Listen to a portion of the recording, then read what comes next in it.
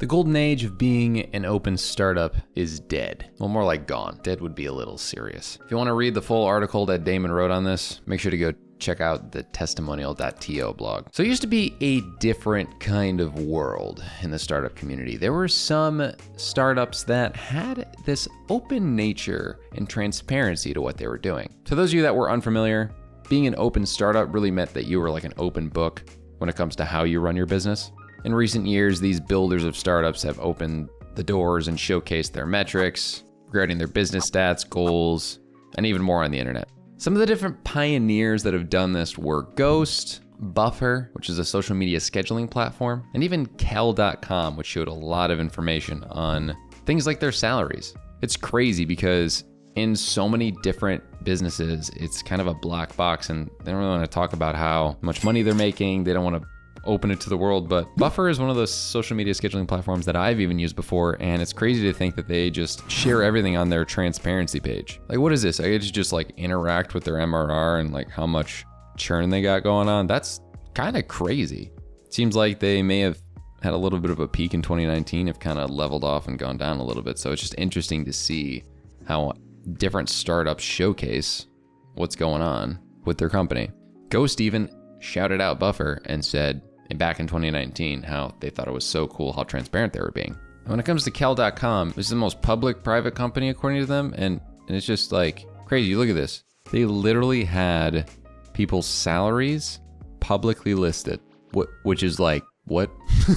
I've never thought to see that. I mean, kind of cool to see. I was only making 70K and whatnot. And they had people being paid more than them, so kind of cool. And this open movement really did a lot of good. The transparency and honesty in the industry overall increased, and founders were able to market their product without marketing it by speaking about it with authenticity. Many products were even selling before their launch. Feedback was given all the time, and iterations made to the product were done with data and not just following their instincts or like vibes. Since all you really had to do to join the wave was basically create and share, it also increased the amount of accountability these different creators had. I know I've experienced this with my own personal YouTube channel and business because I've posted every day on YouTube for over a year.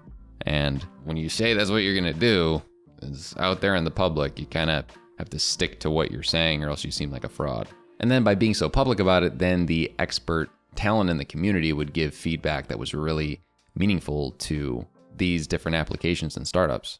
I mean, once you start committing to sharing your progress or MRR or building a new feature, it's kind of hard to not do it, to give up, to get distracted. But it kind of seems like this open era is slowly starting to end. To be fair, getting so caught up in this movement can make you forget that, while there are good things, the business world works in a certain way. And in practice, everyone's not playing that fair. The world isn't always a nice place.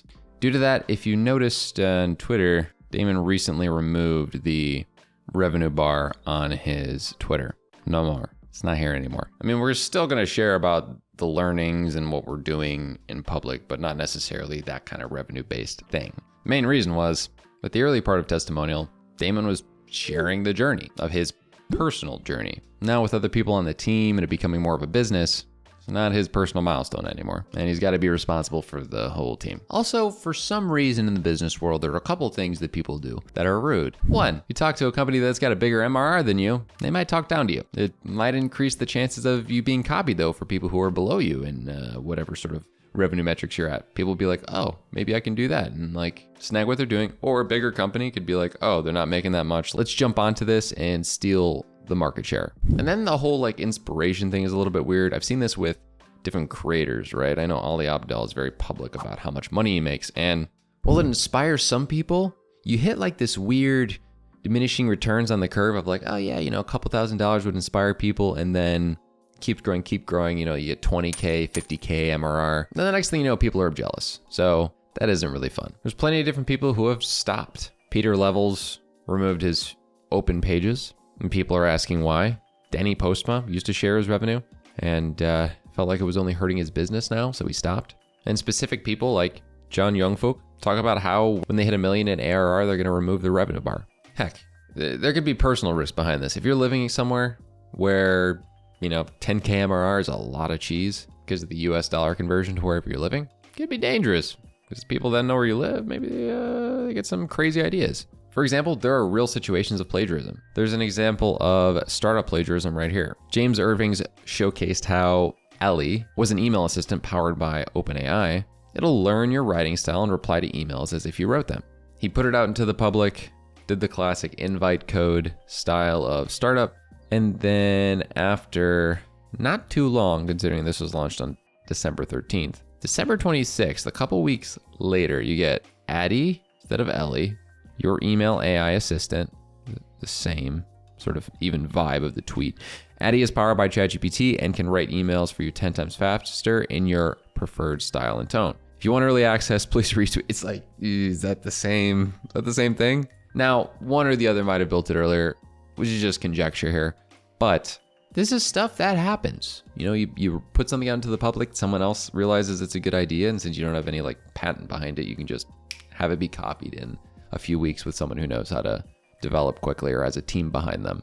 Now, there are some interesting companies that are still public with their information. I know ConvertKit is one of the largest email marketing softwares out there that I'm aware of, or at least it's on the up and up. And ConvertKit has a public dashboard. You can go to ConvertKit barometrics and see everything. Seems like in the last year, their MRR has continued to go up and up, which is cool for them. They even have their average revenue per user, the LTV from users, the churn percentage, all these kind of cool data metrics for companies to give reference to. Gumroad, interestingly, despite the whole change in what they're doing with their pricing structure, you know, they got their public information during quarterly board meetings. They like just showcase it, which is pretty interesting.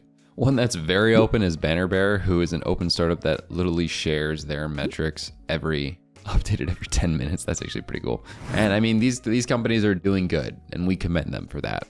I hope all the best for these different companies, and I'm glad that we were able to be a part of this movement when it was at its best. What are your thoughts on this movement overall? And what are your thoughts on companies sharing their information in the public? Let me know your thoughts in the comment section down below, and make sure to join us on our next video.